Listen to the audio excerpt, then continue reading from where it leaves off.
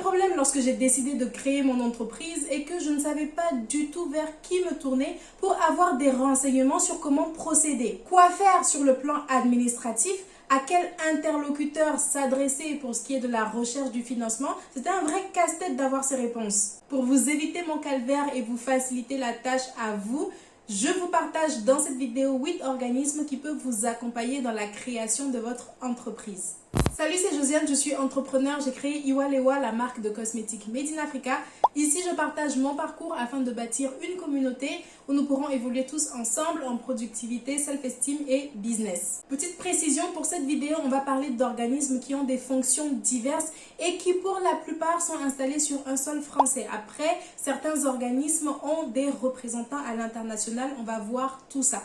Premier organisme d'aide pour les entrepreneurs, la CCI, la Chambre de commerce et d'industrie. Si on prend la définition basique Wikipédia de ce que sont les chambres de commerce et d'industrie, ce sont en France comme dans d'autres pays des organismes chargés de représenter les intérêts des entreprises commerciales, industrielles, de services d'une zone géographique et de leur apporter certains services. Sur le site de la CCI France en particulier, vous allez avoir un détail de ce qu'ils proposent eux, mais en règle générale, il s'agit d'un service d'accompagnement aux créateurs d'entreprises. Ils proposent des formations, des ateliers gratuits ou non sur diverses thématiques. Mais ce qui est encore plus intéressant, c'est qu'ils peuvent vous orienter selon le type de problématique que vous avez. En fait, moi, je vois la CCI comme un gros centre de renseignement. Ils vous mettent en relation avec différents acteurs de la création d'entreprise. Donc, si à un moment, vous avez des doutes ou vous voulez avoir des renseignements sur quelle démarche effectuer pour immatriculer votre entreprise, vers qui vous tournez pour rechercher du financement selon votre localité, ce seront de bons interlocuteurs. Second organisme d'aide pour les entrepreneurs, Pôle emploi. Pour être tout à fait honnête, j'ai un avis mitigé sur Pôle emploi. Je n'ai pas eu la meilleure des expériences avec eux. Mais le fait est que c'est eux qui ont les informations sur vos droits si vous êtes salarié ou demandeur d'emploi en France. Et c'est eux qui peuvent vous dire les aides auxquelles vous pouvez prétendre dans le cas d'une première création d'entreprise. Donc, ça vaut la peine d'aller se renseigner.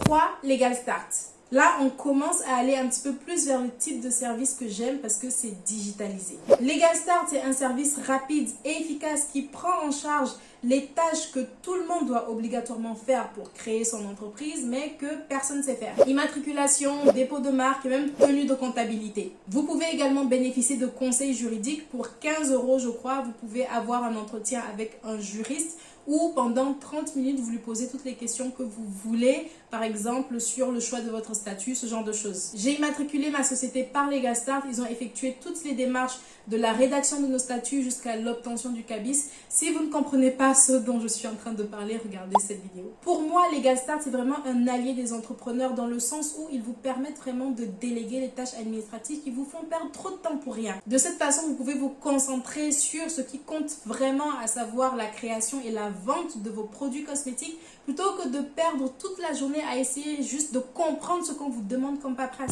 Quatrième organisme, BPI France. BPI France est un organisme qui se définit comme la banque des entrepreneurs, rien que ça.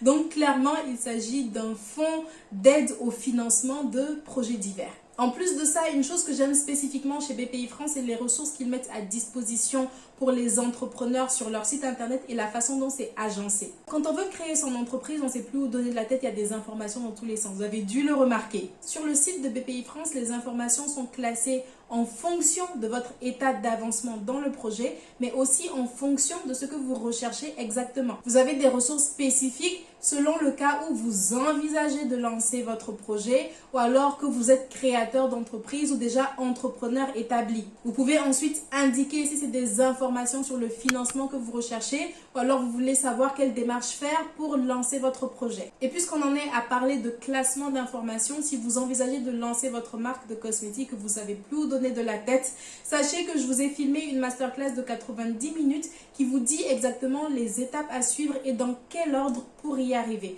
C'est 100% gratuit, le lien est en barre de description pour y accéder. 5. Le réseau Entreprendre. Ici, il s'agit d'une association.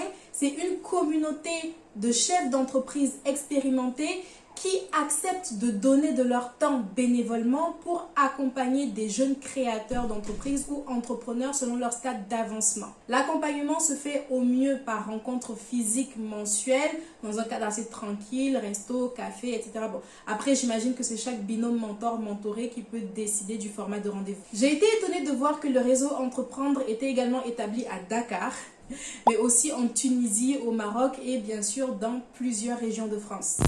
6. France Active. Dans le même genre que Réseau Entreprendre, vous avez le réseau France Active dont je fais partie. Après, j'avoue, je ne suis pas la membre la plus active, mais je me souviens qu'on m'avait accordé un rendez-vous avec un chef d'entreprise beaucoup plus expérimenté qui lui-même m'avait mis en relation avec une créatrice, une distributrice de produits cosmétiques qui avait déjà sa boutique à l'époque. Moi, j'avais encore que dalle. On a déjeuné tous les trois, c'était vraiment super intéressant. J'ai pu bénéficier de plein de conseils. Mais à la suite de tout cela, j'ai décliné l'offre d'avoir un mentor attitré parce que j'étais déjà accompagnée de partout dans plein de réseaux différents. Et je dois également avouer que je n'arrivais pas à me projeter, je n'arrivais pas à voir comment est-ce que je pouvais m'intégrer dans ce type de réseau. Et c'est le problème que j'avais en vrai avec presque la majorité des organismes que je présente dans cette vidéo, c'est que les organismes publics comme ça vient souvent avec un cadre assez formel, assez spécifique, dans lequel moi je ne me reconnais pas forcément. Mais ça ne change rien au fait qu'ils représentent des ressources très utiles et non négligeables pour ceux qui se lancent. 7. Les salons. Je triche un peu, il ne s'agit évidemment pas d'un organisme en particulier. Mais le premier endroit où j'ai eu des informations sur comment créer son entreprise, c'était à une conférence qui était donnée à notre université, je crois, par Agnès Savigné. Je pense, je me rappelle même du nom 10 ans après presque. À la suite de cette conférence-là, je me suis mise à fréquenter les salons dans tous les sens. Il y avait un salon, ça parlait d'entrepreneuriat, j'étais là-bas. Et honnêtement, je vous recommande de faire pareil parce que ces événements-là sont très accessibles pour les entrepreneurs. Souvent, l'entrée même est gratuite et tous les acteurs de l'entrepreneuriat sont réunis au même endroit. Si vous êtes timide, que vous avez peur des gens, que vous êtes jeune, etc., je veux rien savoir, je veux pas vous entendre. Vous n'avez aucune excuse. Moi, à chaque fois, j'étais terrorisée. Donc, ayez peur si vous voulez, mais allez-y quand même. Allez-y en ayant peur. Mieux vaut avoir peur au salon que avoir peur vous tout seul assis dans votre canapé. Au moins dans un cas c'est utile. 8. Les incubateurs, évidemment. Si vous avez suivi certaines de mes vidéos, vous savez que ça c'était mes réseaux de prédilection où je me sentais beaucoup plus à l'aise pour certains. Les incubateurs, ce sont des centres d'aide, d'accompagnement, de soutien, de formation, tout ce que vous voulez. L'avantage, en plus d'être mis en relation avec des experts, par exemple des comptables, des experts en marketing, tout ce dont vous avez besoin en entrepreneuriat et de recevoir des informations sur ces thématiques spécifiques, c'est que vous vous constituez un réel réseau. C'est dans les incubateurs que je me suis fait mes tout premiers amis entrepreneurs et ça représente une forme de soutien non négligeable et même indispensable. Dans la vidéo qui s'affiche à l'écran, je vous détaille plus le fonctionnement des incubateurs et comment les intégrer, en tout cas comment est-ce que j'ai fait pour intégrer ceux que j'ai intégrés. Donc allez regarder si ce n'est déjà fait. C'est la fin de cette vidéo. Si tout se passe bien, ce sera la dernière vidéo dans ce décor. Abonnez-vous pour ne pas manquer d'autres contenus de ce type. Je poste tous les mercredis et les dimanches, alors à dans quelques jours. Ciao!